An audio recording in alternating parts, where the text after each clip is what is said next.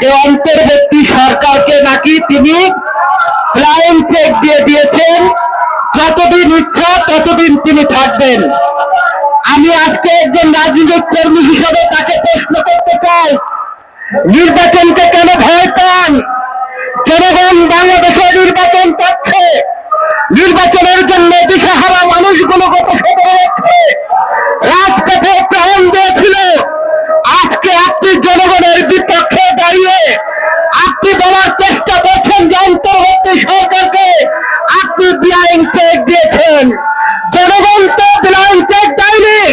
জনগণের চাওয়া এবং পাওয়া অচিরে একটি জাতীয় নির্বাচন হবে, যে নির্বাচনের মধ্য দিয়ে একটি গণতান্ত্রিক সরকার প্রতিষ্ঠিত হবে। তাহলে আমরা এই ফেলানির যে বিচার, সেই ফেলানি হত্যার বিচার আমরা চাইতে পারবো।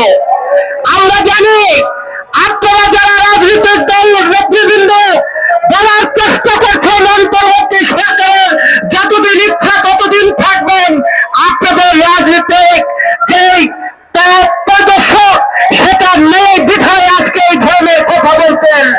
যদি জাতীয় নির্বাচন হয় আপনাদের ব্যবসা থাকবে না, যার কারণে বলার চেষ্টা করছেন যে অন্তর্বর্তী সরকার যতদিন ইচ্ছা ততদিন থাকবে।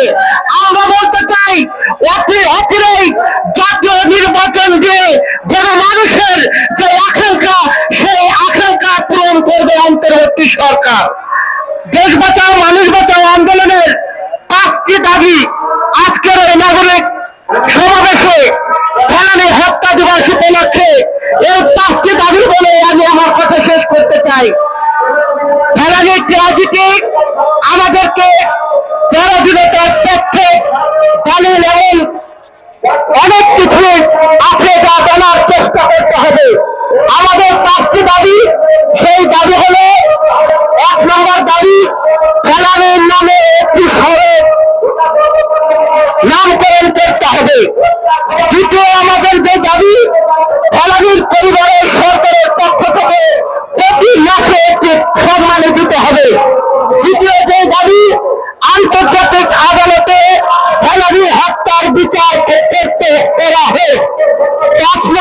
4 নম্বর যে দাবি, ভারত বাংলাদেশের সীমান্তে সকল হত্যাকাণ্ডে বন্ধ করতে হবে। 5 নম্বর দাবি, সীমান্তে